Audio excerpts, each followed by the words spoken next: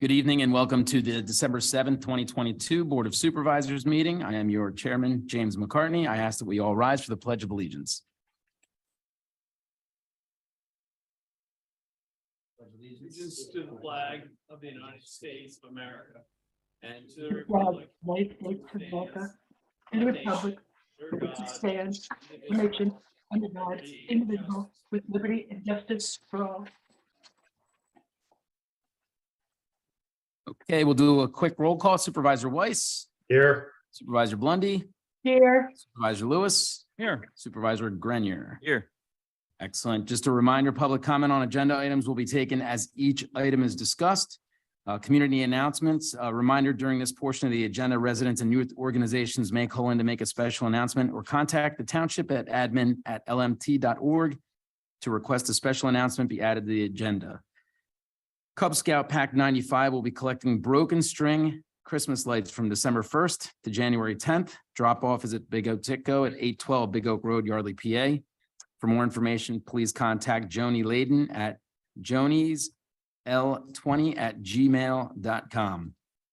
The styrofoam recycling event will be held at the Township Building, 1100 Edgewood Road, Yardley, PA on Saturday, January 14th, 2022 from 10 a.m. to noon. Bring your styrofoam, wine corks, amber, white plastic pill containers, and alkaline household batteries. So any other community announcements?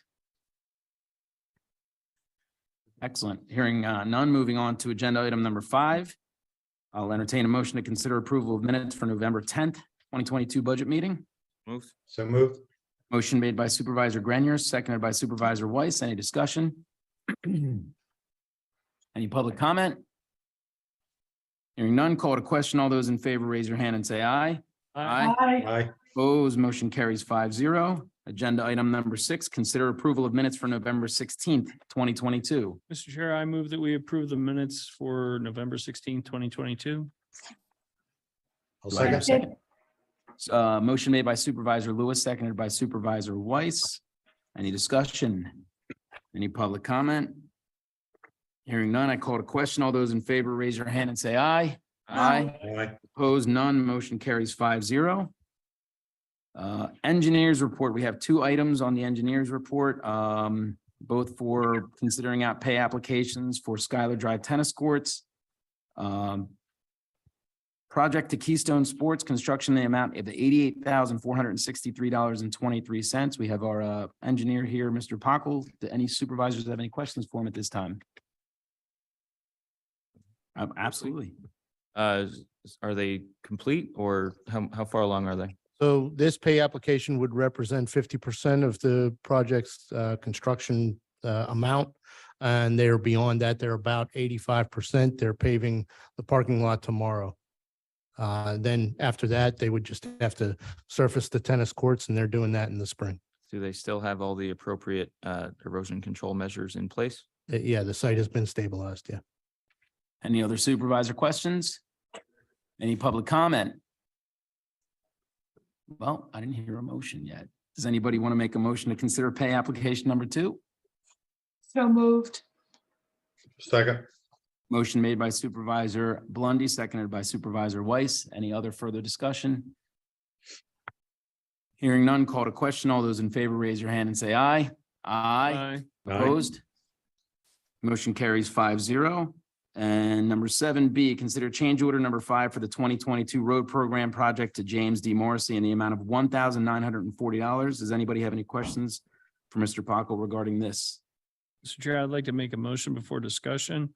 I move that we approve change order number 5 for 2022 road program, the project to James D. Morrissey in the amount of $1,940 even. Do I hear a second? second, Motion made by Supervisor Lewis, seconded by Supervisor Blundy. Any discussion or questions?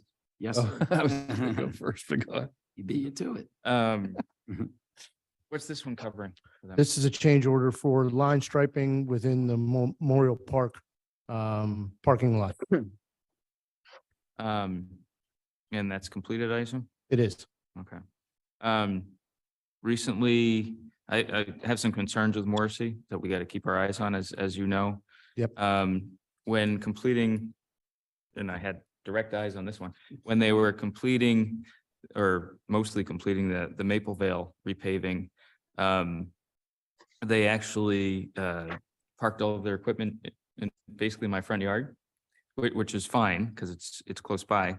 But what I observed was that their non-potable water tank was draining all night for at least 12 to 16 hours into the road, directly into our storm sewer system and our streams. They also left, one of the large pieces of equipment they had was the paving equipment, which left asphalt small piles of asphalt on the ground.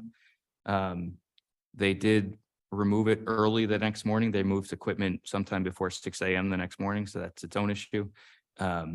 But there were very steady stream of water, non-potable water flowing from their tanks, their tanker truck through the asphalt that was on the ground with a sheen that went directly into our streams and sewer system. So I am very concerned, and that's just one time. I don't know where, with the massive program we've been doing this year.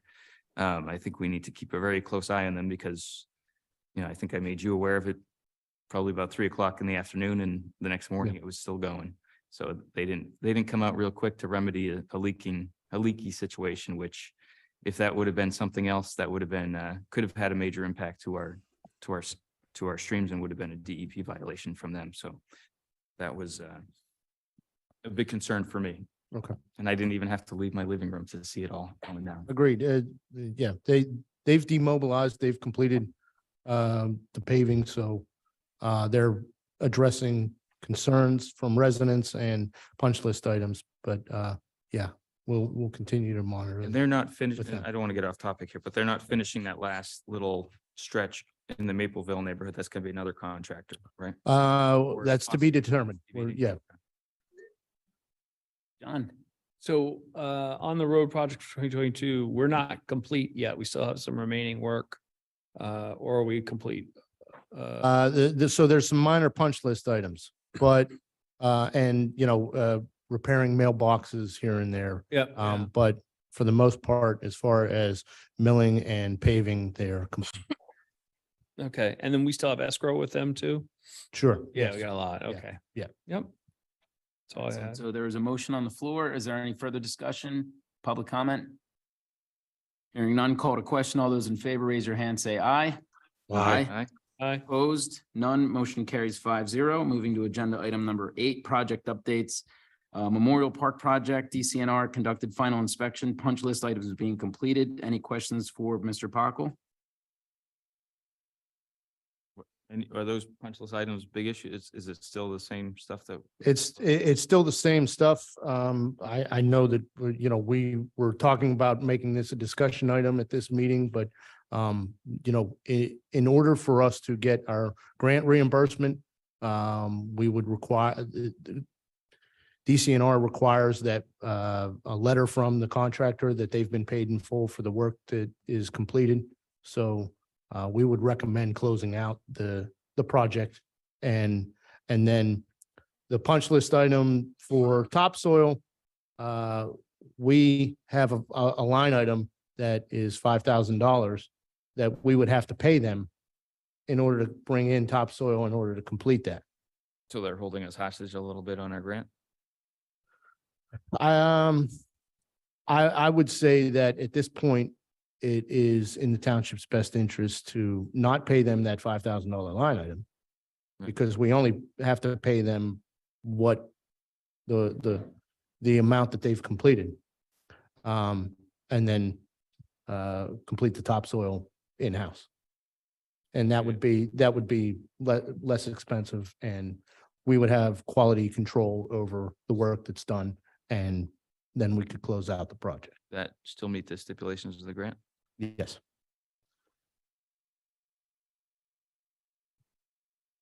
Any other supervisor questions for Mr. Pockel? Any public comment?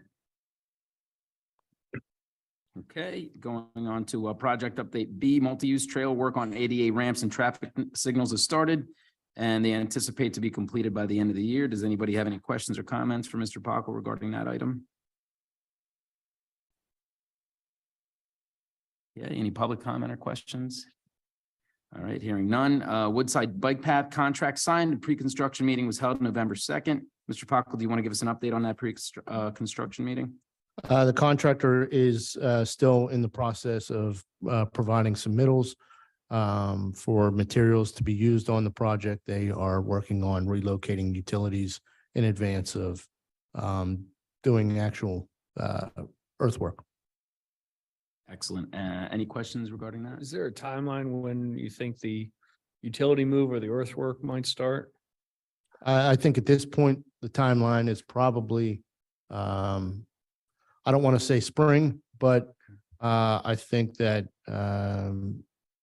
it's shallow earthwork. So theoretically, they could do it over the winter. But they haven't given us an indication that they're going to start And they're waiting over the for winter. utilities to be moved first. Yeah. Correct. Yeah. Okay. Yeah, From a absolutely. timeline perspective for the actual work, what do we anticipate will be, when they started, obviously, that's a highly traveled road. And when you're putting in a path, it can, anyone that was driving down Main Street recently in the borough, because they were putting in that, knows what that's like. So as much notice as they can give us so that the people in the neighborhood that use that road can be made aware in case they need to make alternative. Absolutely. Yeah. Any other comments or questions regarding the bike path?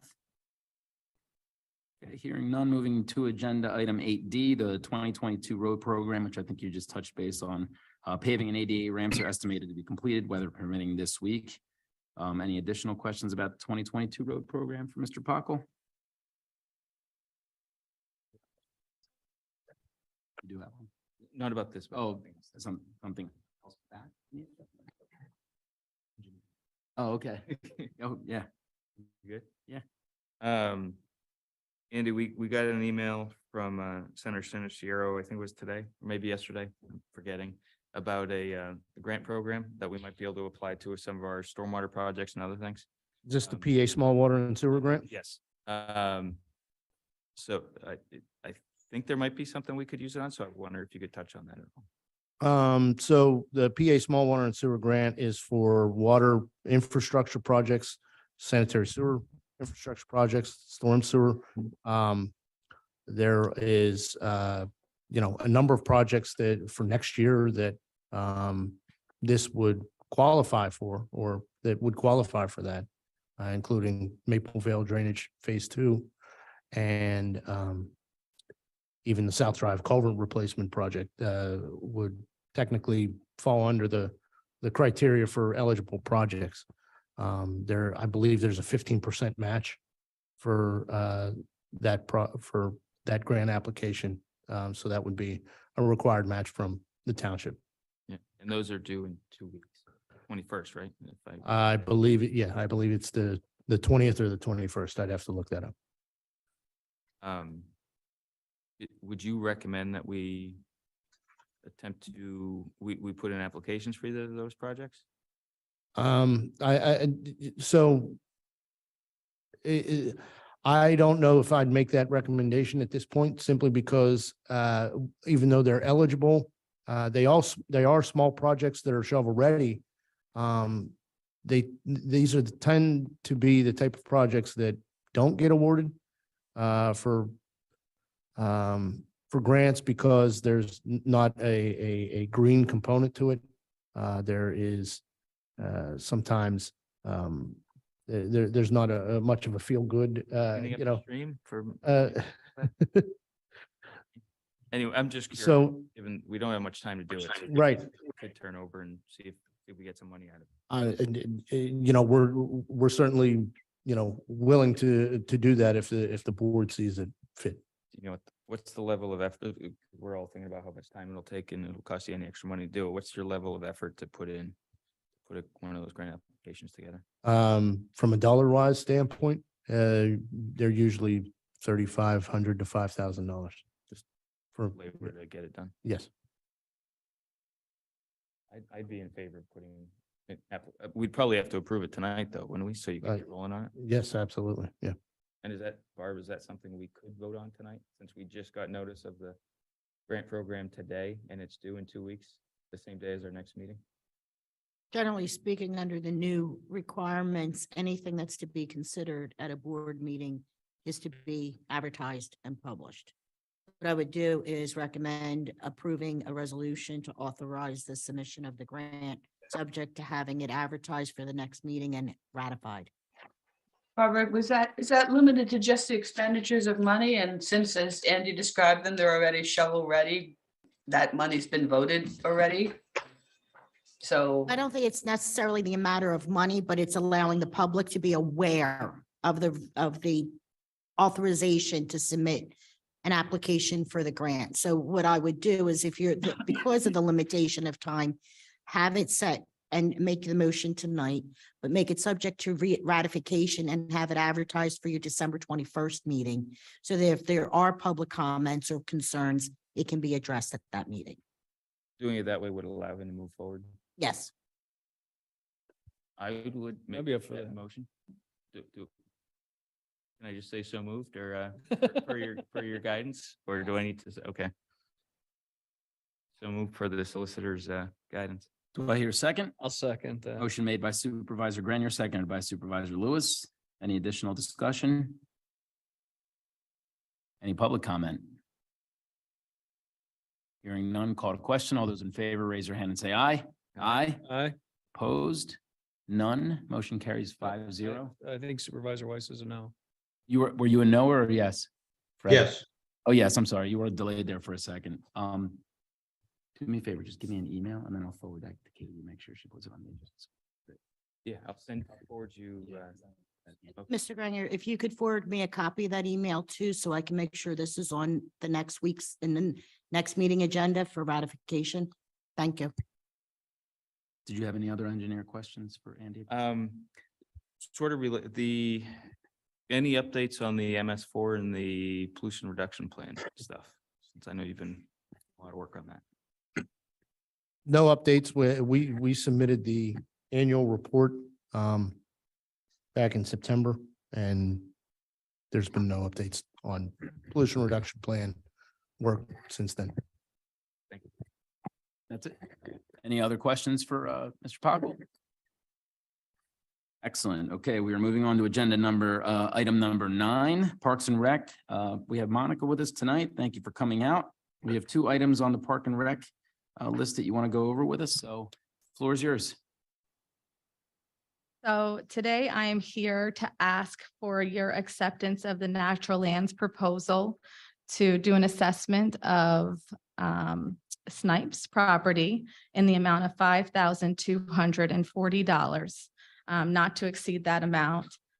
This would consist of 2 assessments, one in the winter, one in the spring, and then a final report about all environmental impacts per the report. Excellent. Do I hear a motion? So moved. Second, Motion made by Supervisor Weiss, seconded by Supervisor Blondie. My only question is, you said in the winter and then in the spring, correct? Yes. Is there anything late fall that we would miss out on, or I'm sorry, late summer, early fall that we would miss out on, or is the general consensus that? I think her consensus, when we talked, a winter and a spring would be sufficient to be able to give us what we need. Excellent. Mhm. Yeah, and Actually, it's species specific. So spring covers most of them. Some have to. Got ya. Winter is just winter doesn't cover really any species. It just covers the fact that you're there. I have a few comments on this one. I am not in favor of approving this proposal. Mostly because, and I have nothing against natural lands by any means. Mostly because the work that we want to have done in terms of a natural habitat assessment at the site is related to going and doing field work to understand natural resources that are present. So tree surveys, woodland surveys, potentially wetland surveys, ecological habitat surveys, threatened and endangered species surveys, et cetera, that are conducted by ecologists and biologists per certain protocols that are required and other reviews that occur using specific databases. The proposal that we have in front of us doesn't cover any of that. There's no mention of trees or habitat or wetlands or woodlands or anything like that. And the staff that they provide, it's more of a walkthrough just to see what's there. And then it's a GIS desktop study that would talk about what might be developable and what might not be from their perspective, but it's not actually giving us the information we need to make those types of assessments that will ultimately be required per our code to develop a landscape plan that, or not a landscape plan, any type of development plan for our township code for EISs and whatnot. So what I would actually recommend, the concept of doing all this is great, 100% behind that. But what I would actually recommend is having, and Andy, correct me if I'm wrong here, but having Remington Vernick, because I believe you guys have people on staff that do this type of work, or you have access to this type of work. Yeah, we have landscape architects, we have environmental personnel that, yeah. So I would actually recommend having them provide us a proposal, or at least write an RFP that covers that we could put that out to other entities. But I think your folks could cover what we actually need for that would go into a future land development plan, if anything. And at the same time, it's data and information we can hang our hats on. Where this right now, I don't think it's going to give us anything that's super useful, and we're going to have to do all that other stuff anyway afterwards. That's my 2 cents. Did anybody else want to add in?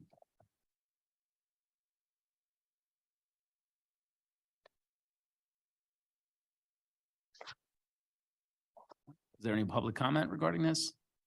Yes, sir. You want to step up to the microphone and say your name and address to the record, please? My name is Richard May. I'm at 1270 Creamery Road. We're talking here about assessing the Snipes property for the purpose of putting in the ball fields.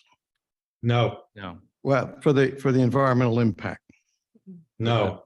The idea is to do, if I may. Sure. The idea is to do, the public and the board has asked through, public comment and whatnot, have asked, and I think probably Mr. Gabota, if you know Mr. Gabota, was pretty articulate about this himself, has requested a natural resources assessment of the property just to know what's there. It does not, and I understand the optics, this is not specifically to push forward any type of design or site plan or anything.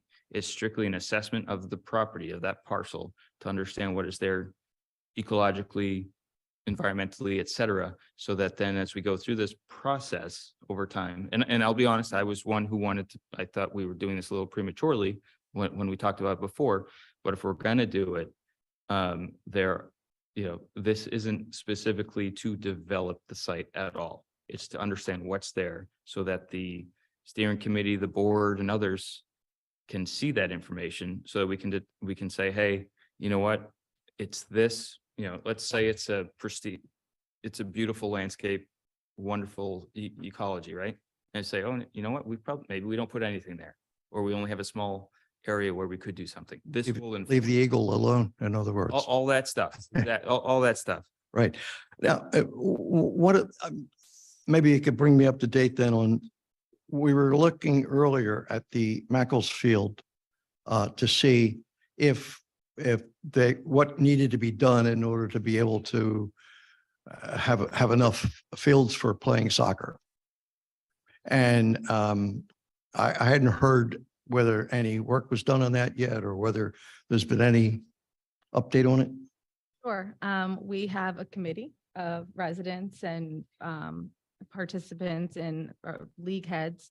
Very diverse group. We had a first meeting to discuss kind of findings on the first study. There's a questionnaire that then went out to that same group of people. And they're going to fill out current usage and all the data required to do the study. So that's being done now. There'll be a second meeting of the committee, and we'll start determining what the public process will be, where we start having those public workshop type meetings. Okay, so no decision on what's going to happen at Makefield then at this point. No, it was all simultaneous. It's information finding at Snipes, information finding at Mac, but at this time, no actual planning at either. Clarification on the steering committee meetings. Are those public? No. No? Who's on? I don't know who's on those committees. Oh, I don't have my list with me. I Okay. don't want to leave anybody out, but actually I might have it open. But it's a mixture of neighbors, folks who've expressed interest in the projects. We have, it's about, I think, 7 to 9 participants in the committee. We have a board member from the EAC, a board member from the Disability Advisory Board, a board member from the Park and Recreation Board, representation from the 3 active leagues who use the facilities. We have a neighbor. We have someone who would call themselves a naturalist or environmentalist, and then someone who doesn't use the park at all, really, but does have interest in potentially using it in the future. I see. Okay. Okay, I just trying to figure out what you have in mind. I mean, are you thinking of getting rid of the property or something like that?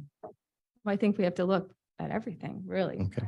The idea was to use the Play for All model and develop a park that would be useful by everybody in the township, not just one group or another. Okay. All right, thank you. By the way, just in case you think all I ever do is complain, my street was paved around my corner. And they redid all the lettering. I also did the ADA stuff on the corner. And I thought the Morrissey people did a wonderful job.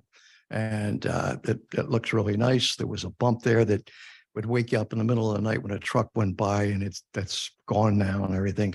So I'm very pleased with the job that was done there. Now, one thing I am concerned about is these guys just showed up one day and started, tearing up my my walkway and everything else like that. So I think there needs to be more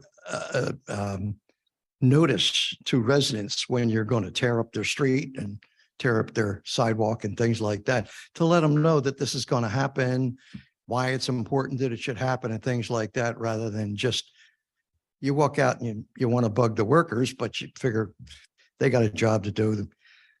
They're just here to do their thing. I think it falls on the board to get something out to let us know about these things in advance. Okay. Do we communicate that as we're going through road paving? Yeah, we require the contractor to provide a schedule at the beginning of the project, and then that gets updated, on a bi-weekly basis. It's one of those, and generally, we'll put that out on the township webpage or something like that. The schedule does change just because, one rain event or one lost day to weather can shift things. So Is there like on-site notification, like this road to be closed? they do put up signage, but they generally, when they're closing the road, they generally don't close the roads when they're when they're milling or paving. They'll do one lane at a time to allow it's a requirement of the contract that they need to provide residents with access to their driveways at all times. And so, and for emergency vehicles. So. Well, the LEAF program has set a pretty good precedent for procedure for notification. I think we could probably learn something from that. Sure. James, Sorry, what I was saying, sorry, Fred, they wanted me to repeat. What I was saying is our LEAF program does pretty good notifications, and it's subject to similar scheduled weather events where we update multiple places. I think that might serve as a nice model moving forward for the paving program, and can learn from that too. They did slap signs up saying that this is going to be taken like until Veterans Day, I think it was, that the road would be closed or milled and all that sort of thing. But, slapping a sign up once you're already tearing a place up is not noticed. Understood. Okay, thank you. Appreciate it. Thank you for your comment. Any other public comment? Yes, sir. If you could just state your name and address to the record, please. Hi, Jan Pesti, 1367 Brentwood Road. have a question and a request. If the natural lands report goes ahead, is it known what the timing would be when it would be done? I think, Monica, you have a timeline for that? Yeah, there's a schedule. They'd be done by May. By May? Mhm. Okay, thank you. And also ask if the report does go ahead, that no decision be made until the report conclusions are in. Correct. Thank you. Thank you. Thank you for your comment. Any other public comment? Hi, if you could state your name and address for the record, please. Shorter than this wants me to be. I'm Elizabeth Luciano, 1229 Ash Lane. I'll be brief. I just want to thank Mr. Grenier for his suggestion that we get as much information as possible on the Snipes tract before moving forward with any development plans. I'm interested in the woodlands. I'm interested in the wetlands, interested in the wildlife and the environmental impact.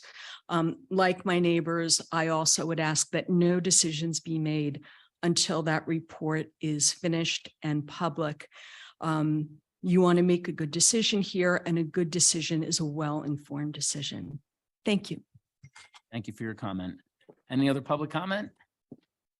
Can I just be, just real quickly, the Yeah. environmental impact study, no matter what, will be required. This is something that would be extra in addition to the environmental. So this is a little extra assessment from Natural Lands to give us a baseline for initial discussions. Well, I know, I hear what you're saying. I just wanted you to know that this would be something that would be in addition to that. Yeah, no, I don't think there's really any value add to what they're providing. It's really a really basic desktop study that doesn't provide us any truly useful information. I think the work that Remington Vernick or someone like them could do would be in the same, honestly, and probably in the same time frame, if maybe even shorter, would be much more beneficial to our decision-making process. I'm also a little concerned, since we mentioned Makefield, and I don't want to get off topic, but they go together in some way. That there was a steering committee set up without board input. We've set up other steering committees for large township properties, one of them being at the Patterson Farm and whatnot, where we were very deliberate in that process and interviewed candidates, et cetera. And in this case, we didn't do that. And it's just, to many people, it's equally as important or of similar importance. So I would have liked to have some input on that so we understand who's being appointed to that committee, especially since they're not public meetings. They're making very big decisions or recommendations, at least, that impact a lot of people, and we didn't really have much say in that. So that's concerning to me. So without trying to open a debate, I would just point out that Monica's been very transparent with what the process would look like. I think we've heard from many of the residents who had asked to be included and invited. And it may be, Dan, that when Monica is able to recall the names and get them to you, you're pleasantly surprised. So I'm just going to leave it at that because I think I'm probably annoying people more than normally with the way my voice sounds. You got to laugh out of Kurt. I think she already published the names of the people on her steering committee. And she did tell us, and we did approve of her process. Any other public comment regarding this agenda item? Anybody on the line? There's no public comment online. Thank you so much. Well, we have a motion on the floor, so I'll entertain I already entertained a motion. Do we have a motion? We do. I Yeah. believe that Ms. Okay. Bondi made the motion and Dr. Weiss seconded. Okay. Yeah, so we're going to call it a question. All those in favor for the natural lands proposal not to exceed $5,240 for an assessment of Snipes tract per contract. Raise your hand and say aye. Aye. Aye. Opposed? Opposed? Motion carries 3-2. And then we have one other item for Monica. It's approval to proceed with Pathway to Zero Waste plan as proposed by updated Pathway to Zero Waste with Parks and Recs recommendation. Just a footnote that the plan was recommended by the Board of Supervisors by both the Parks and Recs Board and the Environmental Advisory Board. Does anybody have any specific questions for Monica regarding this item? Yes, Miss Suzanne. Listen, it's like you're trying to bait me, but I'm gonna point out that it was the EAC who brought this program forward. I won't say if I love the program, but it was in fact an initiative by the EAC, and it should be advertised, not officially advertised, but when we talk about it, we should give credit where credit's due. All right, so thank you to all the members of the EAC and the Park and Rec Board. And is there any other comments regarding this item? Me again. Yes, ma'am. So the only thing I want to say about it is that I get the idea, and I love the idea of improving our environment in big ways and little ways. But I'm not really sure if this is not just like cost shifting, right? Most of the people who use our parks are our residents. So are we adding like an additional burden on to, let's say young moms or young dads who are bringing their children to the park, that, everything they bring there, they better find and bring back out and throw out in their garbage or their recycle bin, as opposed to our garbage and our recycle bin. And I might like the idea anyway, but I just want to acknowledge what may really be happening here, right? It's not producing less waste. It's just saying, take it back. Yeah. There's not a motion on the floor, so I was going to make a motion, if it would suit the chair, that the board approve the proceeding with the pathway to zero waste plan as proposed by the updated pathway to zero waste with the recommendations of Parks and Rec. Motion made. Do I have a second? Second. Seconded by, so motion made by Supervisor Lewis, seconded by Supervisor Grenier. Any additional? Did John forget to say the EAC? He did. He said the EAC. Okay, He just thank cut you. out.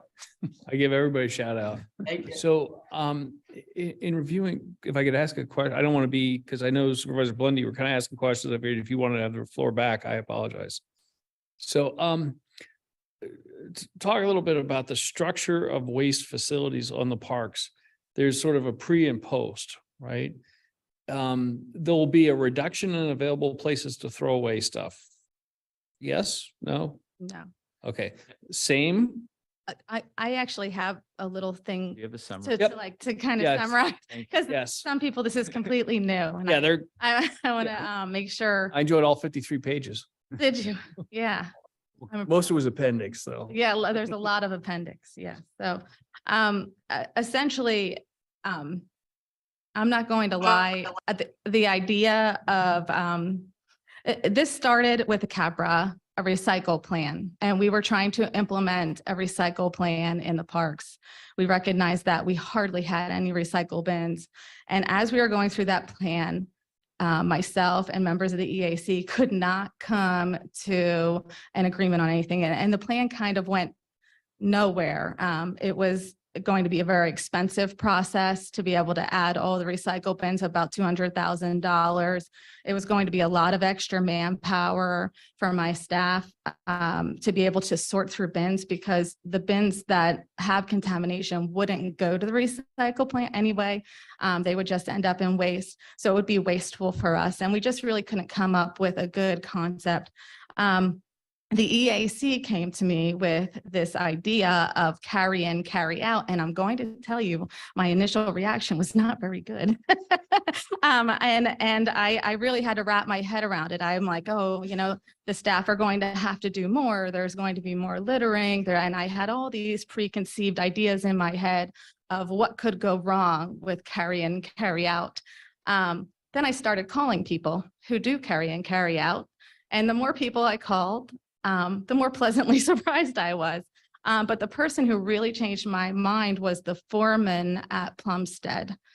Getting to talk to the foreman was great because I saw how it impacted that actual maintenance staff. Right now, just on a given Monday, our staff can spend up to 20 hours just removing waste bins. If we add recycle bins to all that, that's just more time. And then every single day they go through every park and remove all the waste bins in our busier seasons. So we were just talking about, he was saying when they implemented, he had the same fear, but actually his maintenance staff really love it. Because in the end, the people who litter are still going to litter. The litter didn't increase. And people who will throw things out or look for a trash can, seek a trash can, are willing to take it home with them. And someone in the park board, I think it was Kim Rock, had mentioned, I probably, or it might have been Doug, I probably would not empty my car at a gas station if there wasn't a trash can. You know what I'm saying? So the person who's going to look for a trash can is going to look for a trash can, and it ended up being a very positive experience. We call Delaware State, Oak Park, in Michigan is a big proponent of zero waste. And they have this in their parks. They're the same size as us, the same size infrastructure as us. And they've done it very successfully, actually on a much bigger, broader scale. They do much more for zero waste implementation in Oak Park. So I didn't see anybody giving any negative feedback. I mean, the only negative feedback was upon initial implementation. There were a lot of administrative phone calls. So that's something to consider. And another negative thing was when they provided bags. So any agency who provided waste bags or dog waste bags found them in the park. But if you don't provide them, then you don't find them in the park. People are bringing and getting their own waste and bringing it with them. So that's kind of, I started really accepting this and was willing to start to reevaluate this recycle plan. And it actually is making it now go forward, by every way. We wanted to call it a zero waste plan, but to be honest, there's so much more we can do. So we feel like this is a pathway. It's not a true zero waste plan at this point, but it'll be evolution along the way. Right now, this plan identifies opportunities for waste reduction within our parks, creates a plan that will empower park users to participate in social responsibility through personal waste reduction, provide a schedule for taking steps necessary to achieve compliance, provide opportunities for reallocation of township resources, and provide a marketing and education plan for implementation. So that's really the main goals of the plan. Some of the key components, the biggest one would be an education push. So we would really have to spend some time on education and marketing. There will be a cost associated with that. We have a grant in our community fund that we can use for sustainable projects, and this education type project would be perfect to use with that grant. There'll be annual community engagement opportunities and more volunteer opportunities in the parks. Partnerships and more community outreach will be key. The carry in, carry out concept. Instead of any waste, we will still have a few waste stations in certain areas. Any trash receptacle will be paired with a recycle receptacle, but we will reuse an old waste receptacle, repurpose it, maybe paint it a different color or something, rather than purchasing new supplies.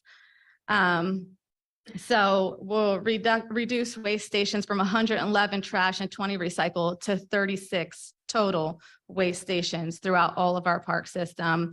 And then for the beginning of this, we're looking at an annual review of this plan for the first 3 years, and then a full decision on whether we continue to implement in 3 years. That would be the goal. And the reason is, it might take some time to really see what the impact of the plan is.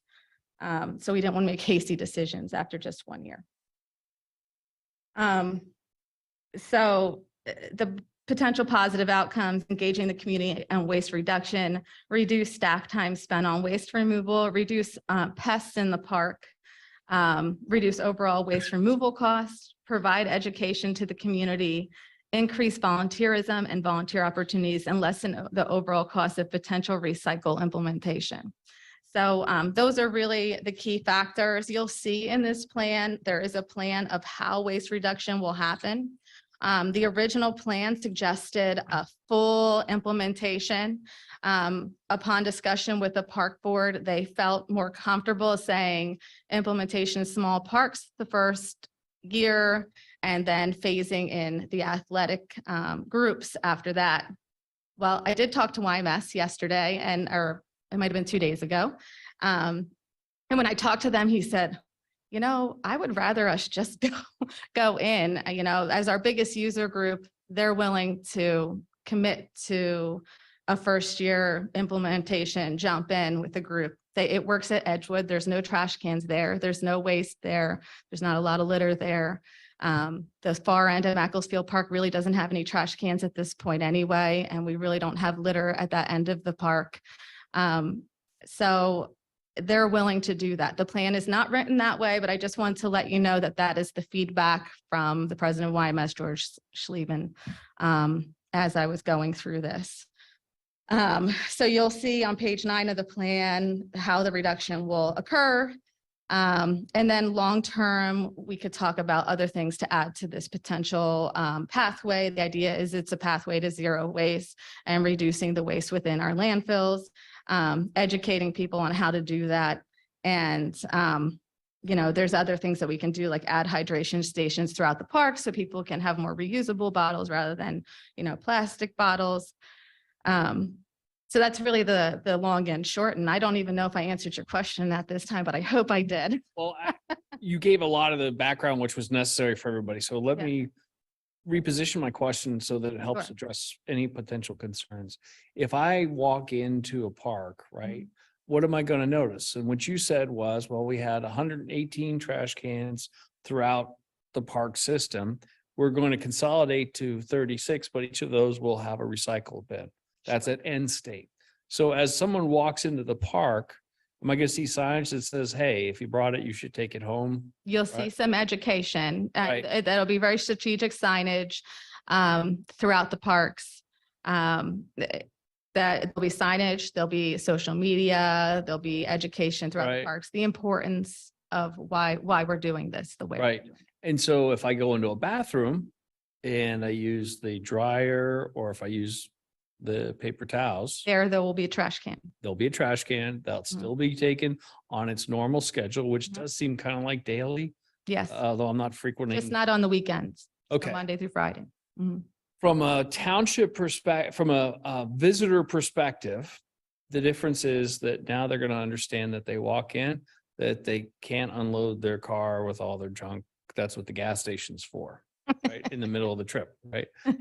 I kid. So that's the thing we're going to communicate. Mhm. From the township perspective, we're going to reduce our cost to serve patrons of parks because we'll be spending less time emptying multiple trash cans, right? Mhm.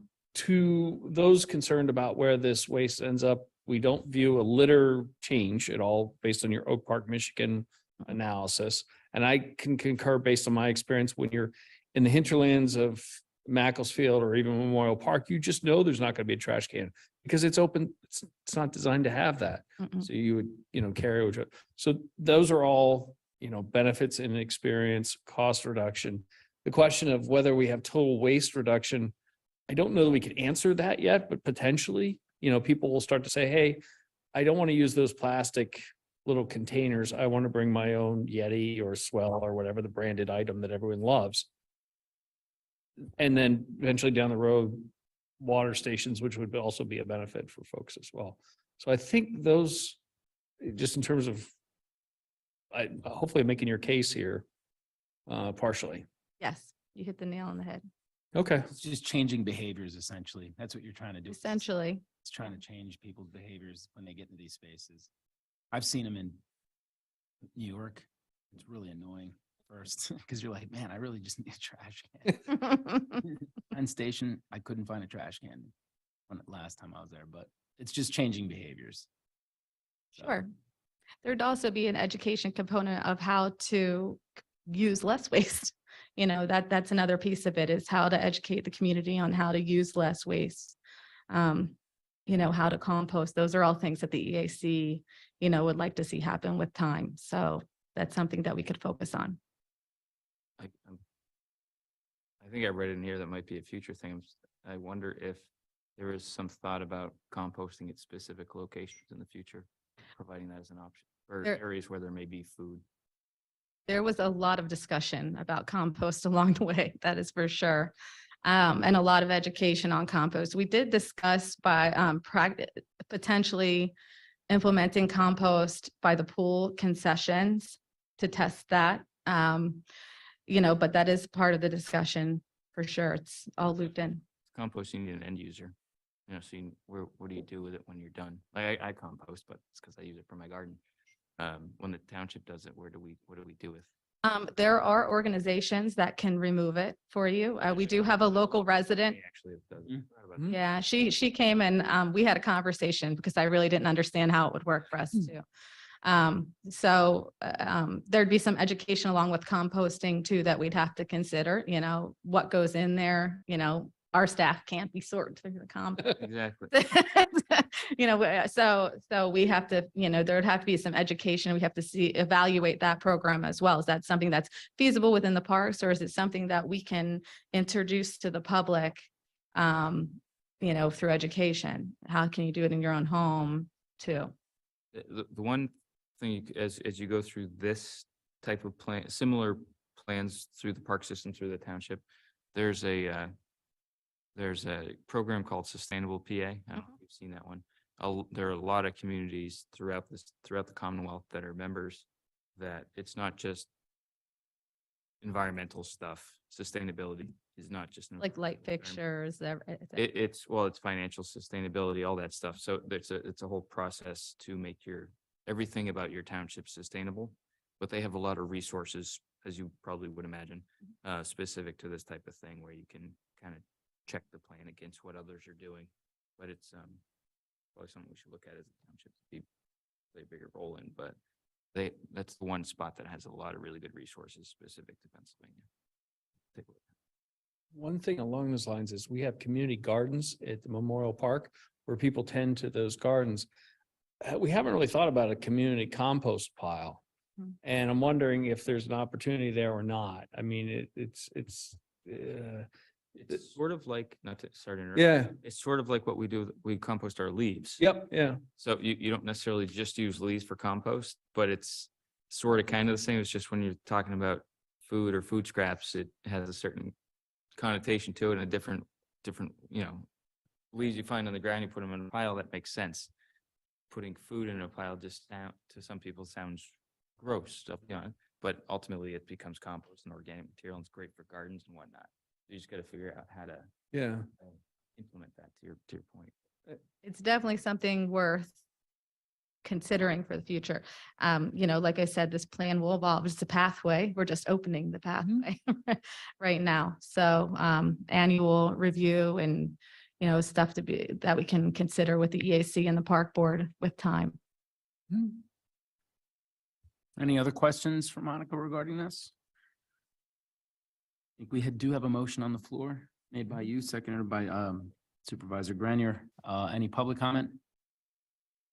Hearing none, call to question. All those in favor, raise your hand and say aye. Aye. Opposed, none.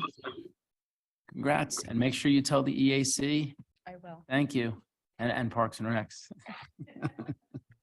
Have a great night. Solicitors report, Ms. Kirk. Thank you. First, I want to let everybody know that the board met in an executive session for an hour roughly before tonight's meeting to discuss personnel and pending or potential litigation issues. Personnel issues will have to be continued for further discussion after tonight's meeting as well, just so that the public is aware. The first item on the agenda under Solicitor's Report is consideration of an ordinance amendment to the Fire Prevention Code regarding adoption of the 2018 International Fire Code with amendments. That ordinance was duly advertised with a copy provided to the Bucks County Law Library. Basically, this is an ordinance at the recommendation of the township's fire marshal to bring the current fire code in line with the 2018 International Fire Code with the amendments. Everything has been submitted for review, and this ordinance is now in final form for consideration by the board. Mr. Chair, I'd move that we approve the amendments to the Fire Prevention Code ordinance regarding adoption of the 2018 International Fire Code with amendments. Second. Motion made by Supervisor Lewis, seconded by Supervisor Grenier. Any discussion? Real quickly, I'm generally very supportive of keeping us on the latest building codes, fire codes, because we've had situations where we're multiple years behind. This makes sure that we're always using the latest in technology in terms of what's accepted for practices. And in this particular case, there's at least letter B has some significant elements as well to it that will be helpful for public safety. So. Any other comments? Any public comment? Hearing none, call to question. All those in favor, raise your hand and say aye. Aye. Aye. Opposed, none. Motion carries 5-0. And 10B. 10B is an ordinance, again recommended by the township's fire marshal, requesting an implementation of fire safety registrations for businesses, which would enact a process for all businesses within the township to submit a registration form to contain information as to occupant, business owner, emergency contact, things of that nature in the event of a fire or other similar type of disaster in affecting one of those businesses. This ordinance was also advertised as required on the website as well as the local publication, and a copy was provided to the Bucks County Law Library as well. The ordinance has been vetted by administration and is in a form appropriate for the board's consideration.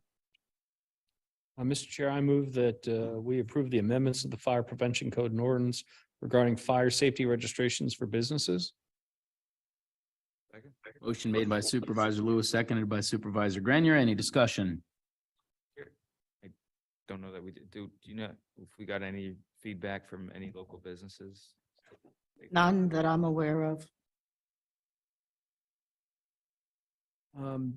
In general, very supportive of this because of our ability to understand and track businesses. The data the township has on businesses operating in the community is not up to date in the way that we would like it to be. I know the Economic Development Group many years ago updated the data around businesses, and that helped us with some of the fire for checks on this. How does this handle small, like one person work at home people?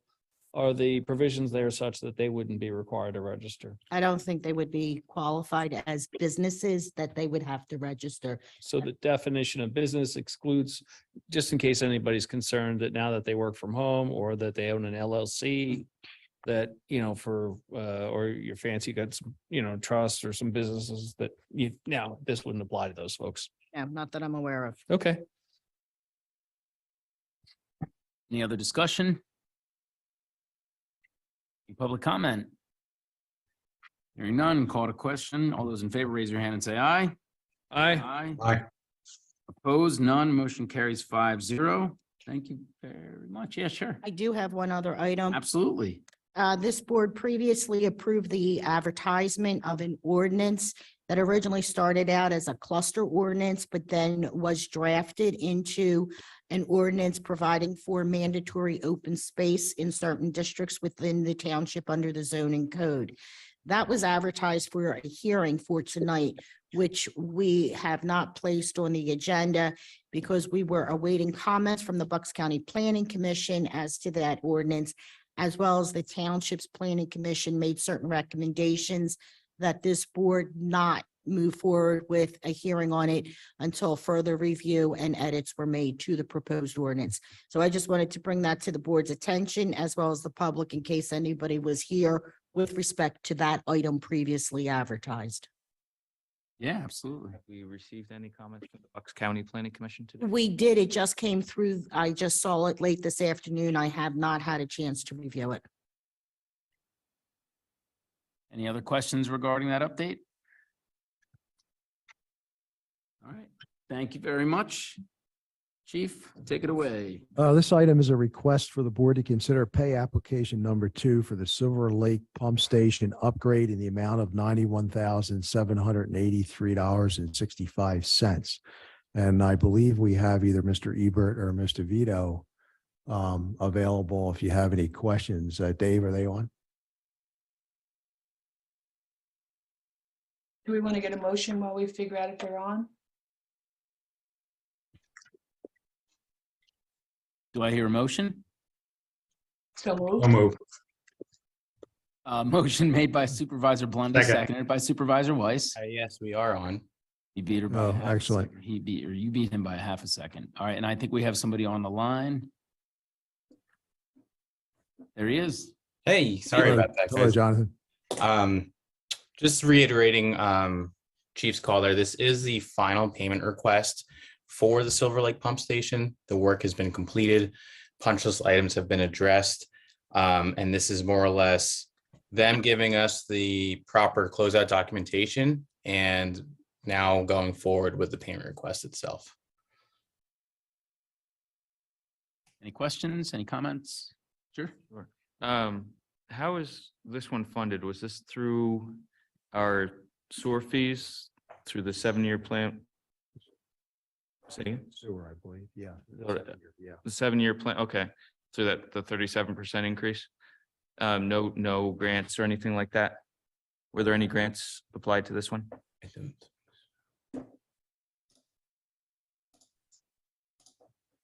don't see any grants on this one, though. Okay. And this one was, when did they finish? Our maintenance date started in July of this past year. And it just took until July to get the proper, to get the maintenance bond provided to us. And to make sure that our punch list items were addressed, which is restoration and a couple other items that was done in the pump station. So it was completed after the sewer sale? Yes. Okay. Any other comments? Any public comment?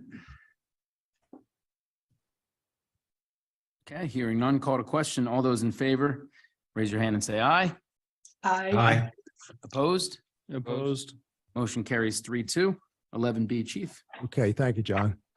You're welcome. This is consideration of resolution 22-19, fixing the tax rates and special levies and adopting the 2023 budget. Prior to getting into discussion on the budget, if you would like, Mr. Chair, I could read the tax millage. It's the same as last year. 13.88. Yeah, the tax rate for general purposes is 13.88 mils. Yep. Debt purposes, 2.9 mils. Fire protection, 1.10 mils. Fire hydrant purposes, 0.33 mils. Park and recreation, 2.43 mils. Ambulance and rescue, 0.38 mils. And road machinery, 0.30 mils. Just one clerical, for debt purposes, it's 2.09 mils rather than 2.9 mils. You had it written right. You just said it 2. Oh, I'm sorry. My Yeah, it's mistake. okay. 2.09. Yeah, 2.09. Yep. And Mr. McCartney, if I could just make a suggestion. Sure. Or the way it's written on the resolution, because there's dots going all the way across. For the last two, I would suggest you put 0.38 mils, so it's clear that it's supposed to be Sure. just 0.38 I will- or For hydrant purposes, it should be 0.33, and for road machinery purposes, 0.30. Yeah, Thank you. I will change that tomorrow. Thank you. Thank you, Chief. Do I hear a motion? Make a motion to approve resolution 22-19, fixing the tax rates and special levies. Adopt and adopting the 2023 budget. Second. Motion made by Supervisor Weiss, seconded by Supervisor Blondie. Any discussion?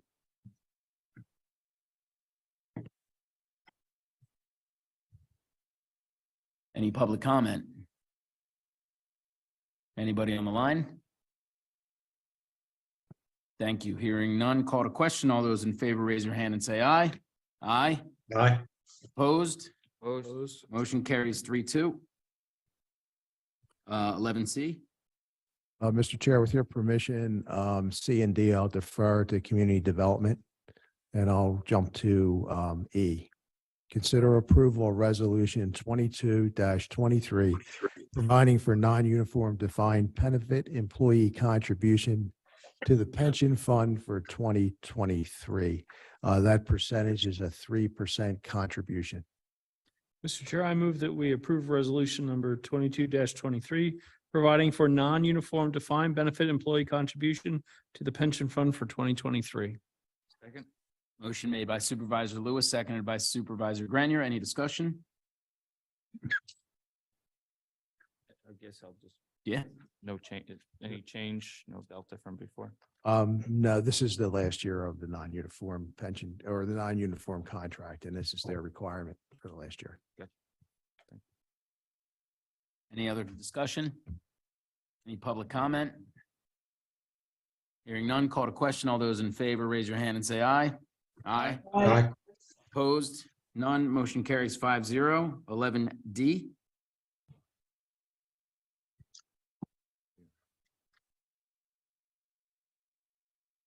I think it's D. We're gonna, C and D, D. we're gonna defer that to, community development with your permission, Chair. Yep. Go ahead. Okay, and actually, I'm going to go slightly out of order since the fee schedule incorporates the traffic impact fee resolution and the park and rec fee in lieu of item under 12B. I'll take those two first, if you don't mind. The board has in front of you a resolution establishing the off-site road improvement fee pursuant to Township Code 121-14 and 121-15 for the coming year. That fee is adjusted annually based on the Engineering News Record Cost Index for construction cost in the Philadelphia area. The index for this year for that inflationary increase is 5.7%, which would make the service area 1 cost per afternoon peak hour trip $2,484. The cost per afternoon peak hour trip for service area 2 would be $3,409. And for service area 3, the cost would be $1,226. And these fees are assessed for land developments when they come in, subdivision land developments for the anticipated traffic that is going to be generated by a development. Do I hear a motion? Mr. Chair, I move that we approve resolution 22-22 establishing the 2023 traffic impact fee. Second, Motion made by Supervisor Lewis, seconded by Supervisor Blondie. Any discussion? Absolutely, yes. And Mr. Majewski, when these fees are reviewed and addressed and established, all that stuff, you're going through, and I see referenced engineering news record, and you're basically going through various data resources that inform what potential fees should be, and comparing them to lower Makefield activities and what we anticipate. So it's not throwing something up against the wall. You're actually doing some analysis here that says for this type of project, this should be the fee that we're applying. So it's based on something that. Yeah, the township did a township-wide traffic study in, I think, 1991, where they looked at current traffic and projected traffic for the whole build out of the township. Based on that and the improvements that they thought would be needed in various areas, they established the service areas for various improvements and assessed the fee based on that. And every year since that time, it's adjusted annually based on that index that you had mentioned. In your opinion, does that seem appropriate? It's still, I mean, starting with 1991, right? That's going back a few, even for me. Does it still seem like it's the best method, or is it a method that we have to stick to? Well, that's something to talk about in the coming year, that maybe we should take a look at updating that going forward. But we are almost built out, and it's actually worked out quite well. A number of projects in the township over the last 30 years have been funded with monies from the fee in lieu of, and that helps offset the cost of these improvements. Any other discussion or questions? Any public comment? Hearing none, call to question. All those in favor, raise your hand and say aye. Aye. Motion carries 5-0, and I think you're going to go backwards now, yes? Yeah, and I'm going to go to 12B, and that's consider approval of resolution 22-21 establishing the 2023 Park and Recreation fee in lieu. And this was a similar type of thing, as mentioned before. The township did a study, I think back in 1994, it might have been, and they established a fee. It's adjusted annually based on the Consumer Price Index for cost in the Philadelphia area. This year, that index increased by 7.8%. Therefore, the fee in lieu of recreation land, and it's broken up into two parts: core recreation land in the amount of $2,688 per residential unit, and passive recreation land in the amount of $3,409 per residential unit, for a total fee of $5,164.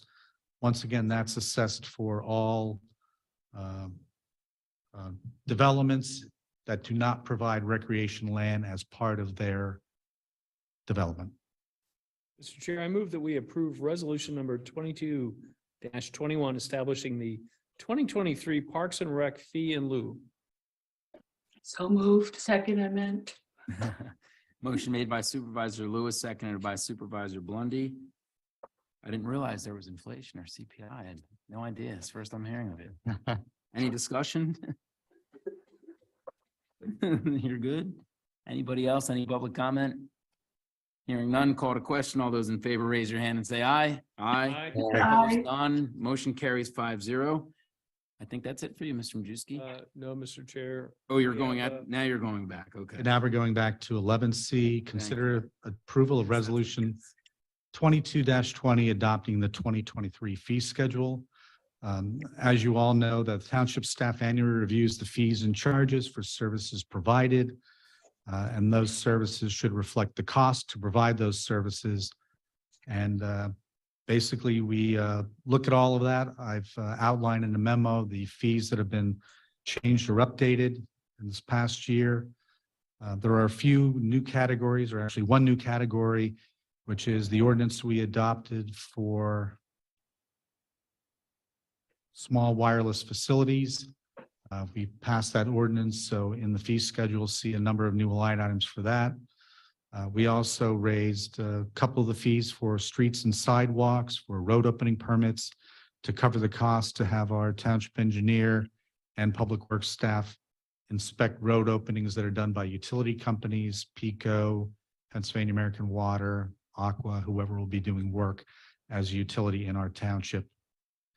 We've also increased the contribution to the tree bank per replacement tree based on the consumer price index, and that went up to $374. For the sanitary sewer lateral inspection program, actually someone brought to our attention that there was kind of like a huge jump when you went from 50 units to 51 units. That seemed kind of odd. So we made it more on a sliding scale to be more fair and accurately reflect the costs that are required to conduct those inspections, and those be primarily for townhouse condominium developments.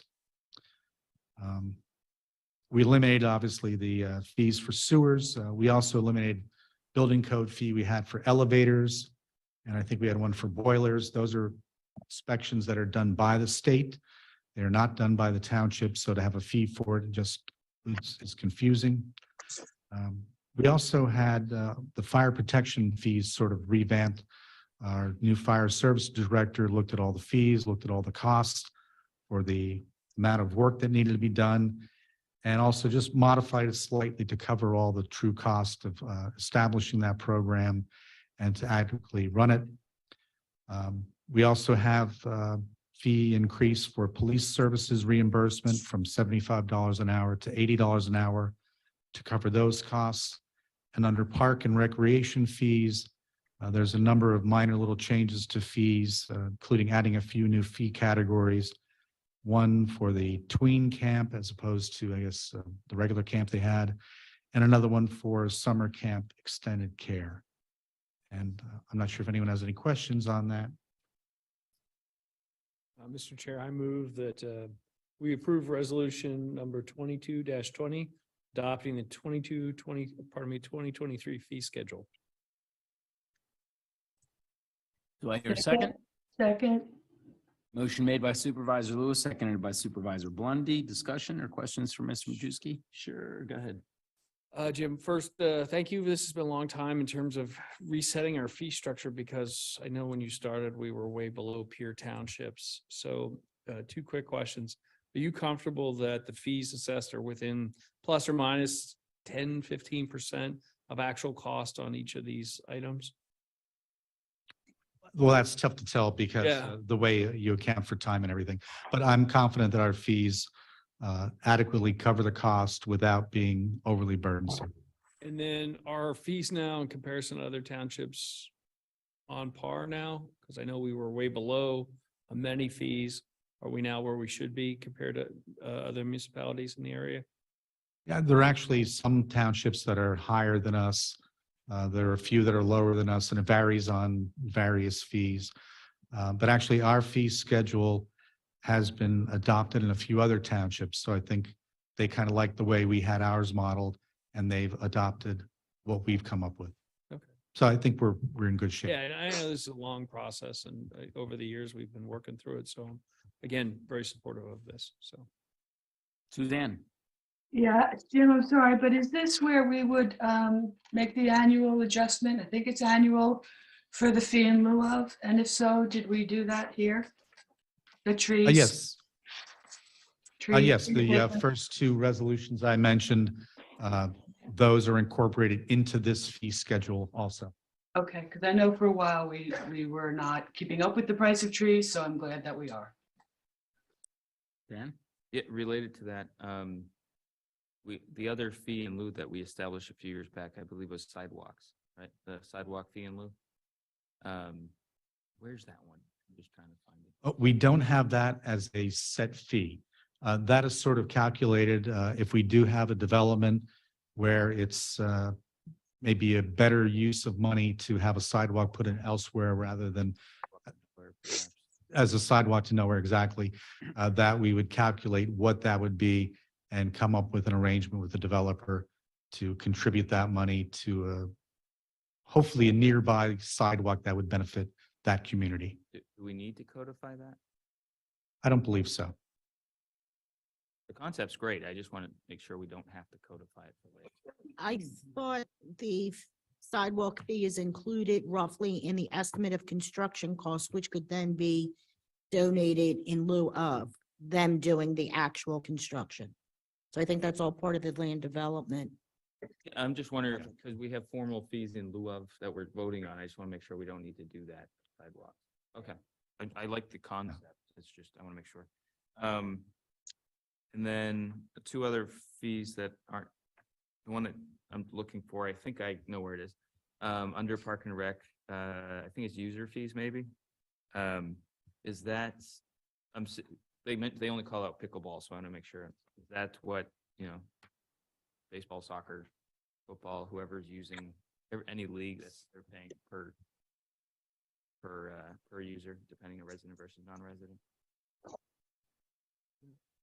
It's page 16 of 17 on the fee schedule draft is what I'm looking at. I'm not sure where that is. It doesn't look like they've changed since I've been on the board. I think we should probably reevaluate that at some point because we're paying a lot of money to upkeep the various fields, and the fees are not commensurate with that. And that's actually been a bone of contention for 20 years, where the user groups have always claimed that the fees were outrageously exorbitant. I don't know if they've changed. Probably every 4 years they come in and make that case, and then we justify that our fees are actually adequate. But I'm sure Monica looks at that every year and will continue to do so until it gets to a point where it needs to be adjusted. Yeah, to me, they're quite low for what's there. And then to your point about that argument, I've also heard that I've heard certain user groups claim that they cover our entire Park and Rec budget, which is obviously not true, but not even a small percentage. But I think we need to reevaluate those, and I don't know if it's going to happen tonight or not, but for the future. And then related to that, I'm looking at just above that for field reservations, where we have special event athletic field usage rental is $20 an hour. That seems incredibly low for being able to rent an athletic field for special cases. But we need to reevaluate that given how much we spend on the athletic field. Can you hear me? Man, I was trying to get close. gotta on get right purpose in there, man. tonight. Move that microphone. Gonna swallow this thing. So to reiterate, I was looking at field reservation fees. And just one example is it's $20 an hour to rent a whole field. That just seems very, very low. Given the usage that goes into that and the cost that we how much money we spend to upkeep the field. So I think we need to reevaluate those in the future. And then I just don't think that's happening tonight, but we should do that soon. And then the last one, last year, were there any changes to the pool fees compared to last year? Because there was a big change last year, and I didn't see any highlighted. I just wanted to understand it better, because I know There's no change to the pool fees. all right, so we're sticking with not giving any special consideration to Yardley Borough residents. It's unfortunate.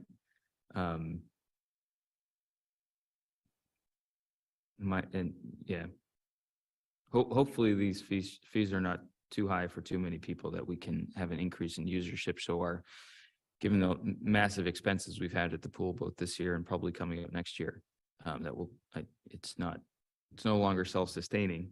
We're behind on pool fees, are not covering by a couple $100,000 or more lately, are not covering the cost of the pool. So we need to look at that somehow. Pool fees aren't going to cover it, so we gotta figure that out. But that's not your bag. You're just the messenger right now, so I won't ask you too much about that, Jim. Any other questions for Mr. Majewski? Any public comment?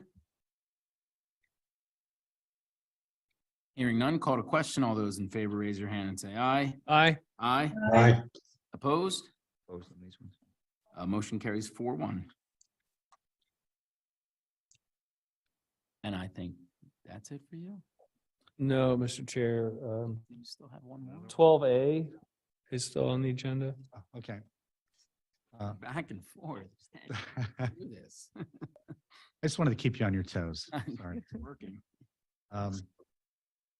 As you know, the community trail project, which is the walking, biking, multi-use trail that goes along the Edgewood Road in front of the township building, around past the community center over to the Fred Allen Fields, where roll-offs roads come in, is well underway. And you have for your consideration pay application number 4 for the project to Richard E. Pearson Construction Company, Inc. in the amount of $67,059.25. So moved. Second. Motion made by Supervisor Weiss, seconded by Supervisor Grenier. Any discussion? Sure. Yes, sir. A couple things. Is this the last pay application for this, or is there one more? And do we have escrow? There may be several more. Okay. They do it as they complete segments of work.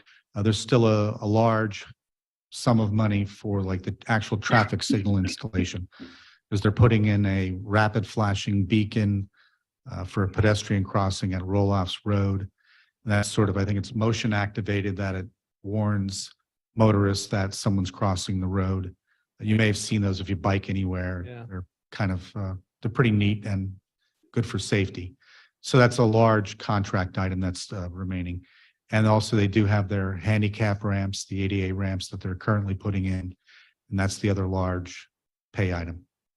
And for reimbursement from the state, we're looking, excuse me, 2023, or is that, we're not going to be able to get reimbursed this year then for that? Oh, no, we actually get reimbursed as the project goes Okay, along. so we've gotten everything up Yeah. to date and we've filed all of our stuff then. Yeah, and it's actually worked out that we're giving them the check as the money's coming into our account. Perfect. Yeah. So this is almost like not a no-cost grant, Yep. but Yeah. it's worked out quite well with that reimbursement Awesome. scenario. Carrying costs. Oh, yes, Ms. Blondie. Jim, I know you addressed this, and I'm sorry that I forgot what you said, but I got a question about the trees that had to be removed for the path.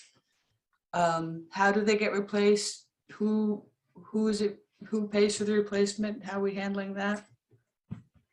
I think our plan was to possibly sometime next year to develop a plan to replace those trees and have it paid for out of the tree bank fund. The replacement trees were not part of the grant. They were not part of the project. That's something that we would be paying for out of the tree bank fund. But the trees that had to be removed, and please correct me if I'm wrong, they had to be because they were in, the path, and moving the path around didn't make sense, or there was something at issue with the tree, and that's why so no unimpaired, healthy trees were harmed in this process, correct? Correct. The trees needed to be removed, some of them for safety reasons, for line of sight, coming out of the driveway of Roloff's Road. Some of them were too close to the path, and the roots would possibly do damage to the path. Some of them were underneath utility lines and also within a line of sight. So it was sort of a double benefit. We removed trees that could imperil the power lines along Oxford Valley Road, and at the same time would provide better sight distance. And it turns out that it was cheaper in some cases to remove some of the trees rather than trim them. The cost to trim them was more than to take the whole tree down. And due to the proximity of the path, it just made more sense to remove the trees, many of which were non-native trees. Excellent, thank you. You're welcome. Based off of there are 14 of them, right? So it wasn't. I'm just looking at the invoice. It says 14. I'm assuming that's. Okay, that might be, I can't remember. That might be 14 additional. That's Okay. possibly what it is. Okay, it had a cost per unit and the unit was 14, so I was for trees. That's why I was curious about how many they took down. So. Yeah, I believe a prior estimate had the other trees. Any other questions for Mr. Majewski? Generally, Andy, this isn't under your purview. So Jim, are you generally happy with the way the work's going? Well, wish it would be finished already. So it was going along really well, but then they slowed down just a little bit, and I'm hoping that they'll be able to be finished the bulk of the work by the end of the year. And if the weather cooperates, I think that's very doable. So in terms of process for this one, for review, there's the contractor and the engine, but the engineer doing the inspections is not Andy, it's drawing a blank on it. Who's then doing the inspection? It's TBD. And then they report back to you, or they report back to chief, or who are they reporting back to with any information? They report to us and to PennDOT. So there's multiple people involved. We just met out at the site just the other day because there were just a question or two that came up. And so we worked through those issues, and hopefully we'll be done sooner rather than later. Thank you. You're welcome. Any other comments? Any public comment? Hearing none, call to question. All those in favor, raise your hand and say aye. Aye. Aye. Opposed, motion carries 5-0. And now we are finally done with you. Thank you. I think we are moving to agenda item number 13, general public comment. Is there anybody on the line? There's nobody in the room. We do have one person on the line. I'll bring Alan Thanks, in Andy. now.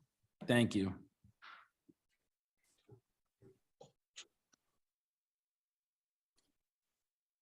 I don't know. Hi, can you state your name and address for the record, please? You're on mute, Alan. Alan, it's *6 to unmute.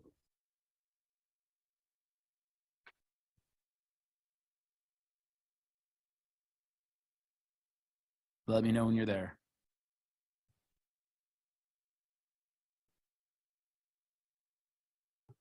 Go ahead, Alan.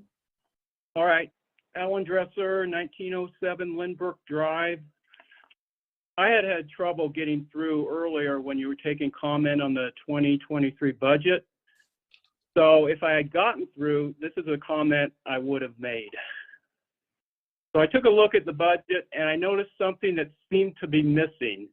Now, maybe there's an explanation, but I'm going to go ahead and ask just to find out. If you went to the budget And page 61 in the budget, there's a table entitled Tree Bank Fund Revenues.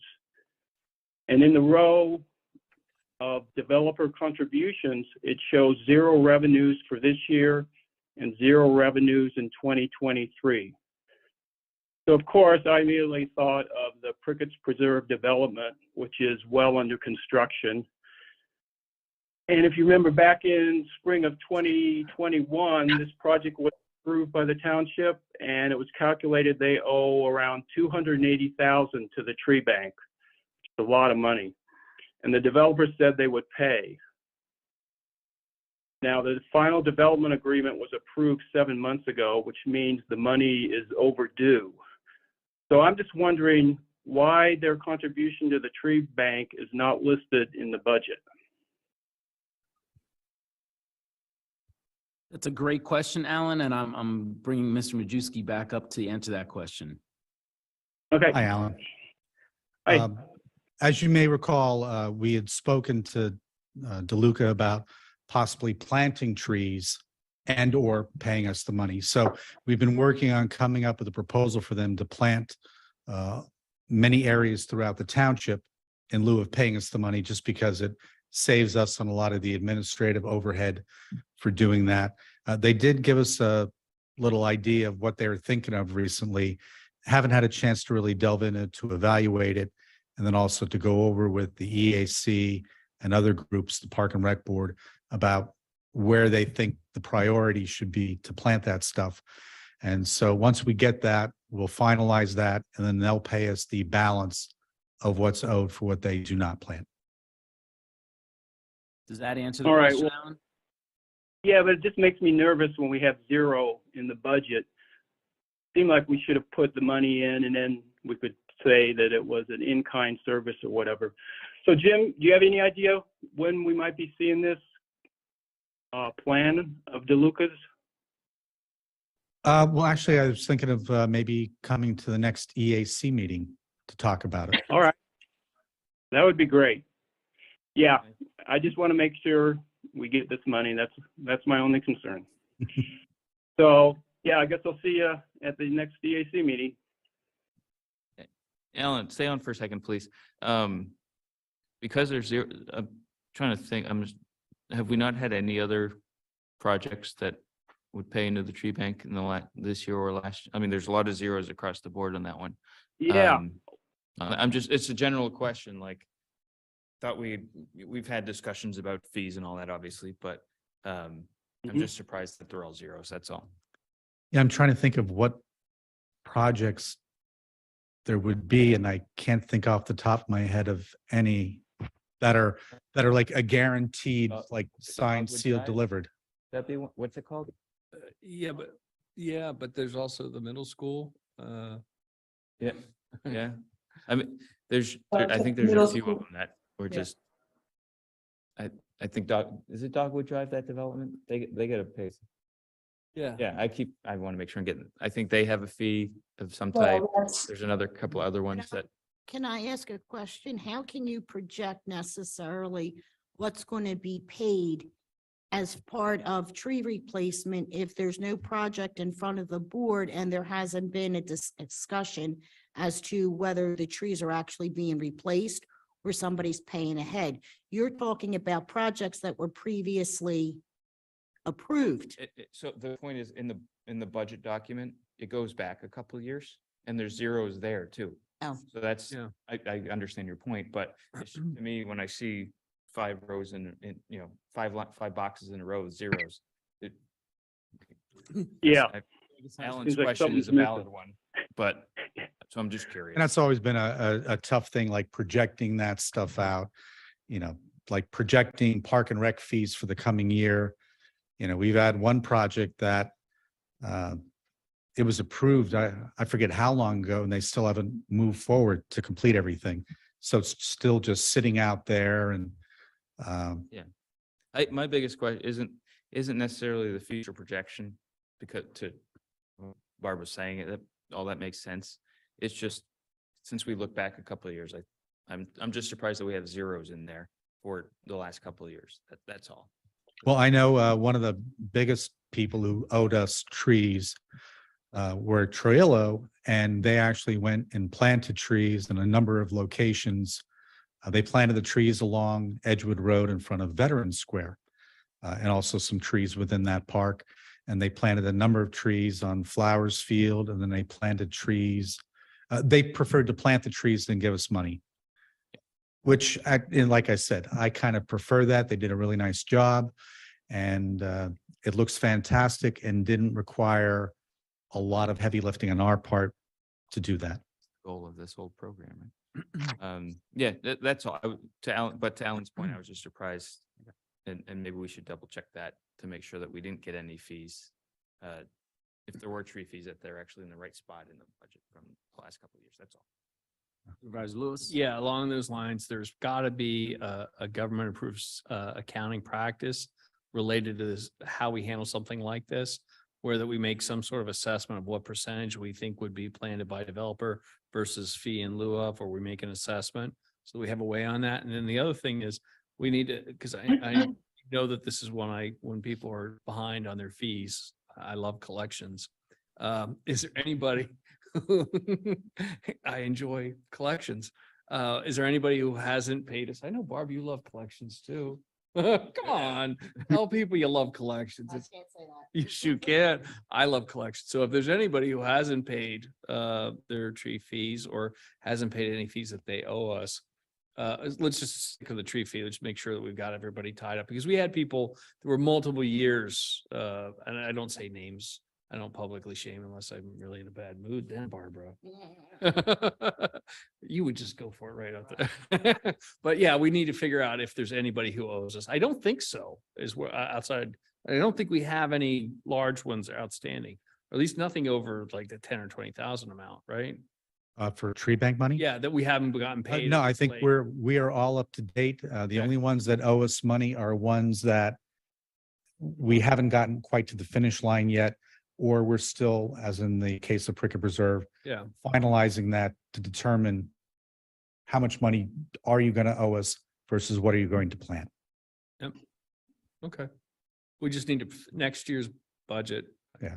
I can't make any. Yeah, a few years back, we were behind on that, and I worked with Alan at the EAC and several developers just to like get it all up to even.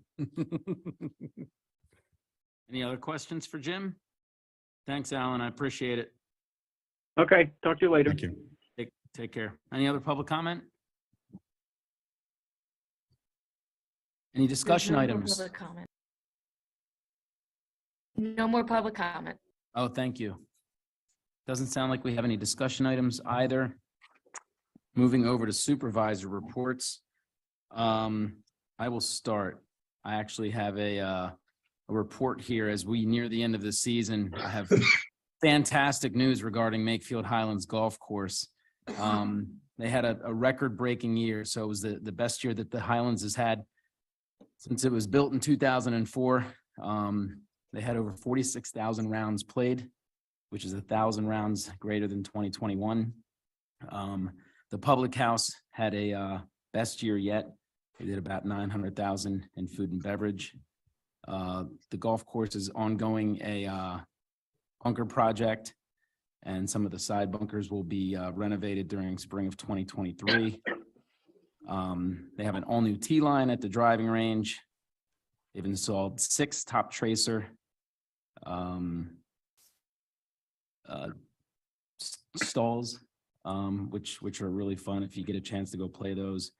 They have a junior golf academy that they're also doing.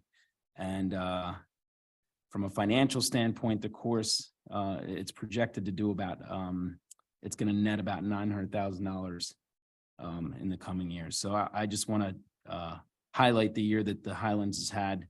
Mike Atara and Ed Gibson do a fantastic job managing what I consider the gem of our Parks and Rec system. Some people might argue with me, but I think that it's definitely the gem of our system. So I want to tip my hat to those guys. Also for the Parks and Recreation Board, I want to commend them for the Pathway to Zero Waste.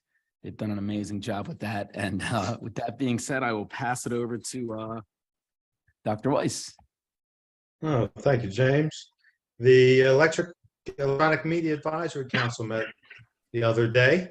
And with your permission, they will have recommendations and a presentation for our next meeting regarding our new website and possibility of a mobile app for resident notification. Dr. Weiss, if you would email me, I'll make sure that gets on the agenda. I'll make sure it is. Thank you, sir. Anything else? That's it. All right, thank you. Ms. Blondie, I don't have any updates. no pathway to zero waste, huh? Mr. Lewis? Did you miss Mr. Grenier or did he? No. Okay, I think I actually did. so, Yeah, I did. just mixing around, sure. Jim. Relatively short, the Citizens Traffic Commission met on November 21st. I was unable to attend the meeting because I was on other township business at that time. However, there was, my understanding, approval of traffic stop line at Bluestone. And Chief, do you want to chime in on this? Yeah, Mr. Supervisor Lewis, that was correct. We installed, we're going to install 4 ways at that location. We went out, we surveyed the area. Our traffic safety officer recommended it to the official traffic commission. We signed off on it, and I believe that, I'm not sure if they're up yet, but I believe they will be up soon. Okay. And then for enforcement purposes, there'll probably be a request for the Board of Supervisors to approve. Yes, we can install them, but we can't enforce them until the board does a resolution and we enter it into our traffic code book. Excellent. The one other thing about that, this is a case of where a relatively new member of the Citizens Traffic Commission who lived in the area had recognized that that was a problem brought to the board. And that process worked normally where citizen had a concern about a traffic situation. The analysis indicated that a stop sign was warranted and the stop sign is being implemented, which is ideal from a process standpoint. That being said, believe it or not, there are openings on the Citizens Traffic Commission. So if you are an amateur traffic engineer just waiting to get your chance to review traffic issues, this is your chance to sign up. Visit the township's website. You can join the Citizens Traffic Commission where you get to review situations like this and learn actually about traffic safety and about traffic engineering. It's always a good time and I welcome folks to apply. And that's all I have. Thank you, Supervisor Lewis. Supervisor Grenier? The only thing else, I'll kind of piggyback off of that a little bit and just mention, actually, Mr. Majewski posted on various Facebook pages in the last couple of days. Township does have several openings for various advisory boards and commissions. So if you're interested, please check out the township website under government boards and commissions, or check our Facebook page to see what's out there, and please put in your resume if you're interested. No other things to report. Thank you, sir. Agenda item number 16, other business. Agenda item number 17, appointments to boards and commission. I did get a email this week from Sarah Daubert, who is currently serving on our ad hoc property committee. Unfortunately, she was had to resign from that committee. So to piggyback on. What role does she fill? We had assigned positions in there. No, we never actually assigned. We did. Yeah, I don't think that We have one had roles. assigned positions. So if there's somebody that wants to volunteer, we can see if we're missing them or if we have too many of them, but Yeah, I don't, did we have, Fred, do you know if she served a particular purpose? Or a particular role? I'm sorry, not purpose. She served a very good purpose, but a particular role? As she did not have a particular role. However, we do have in the pipeline somebody who's very skilled, knowledgeable, and experienced in historic preservation that has already placed their name to the township. And,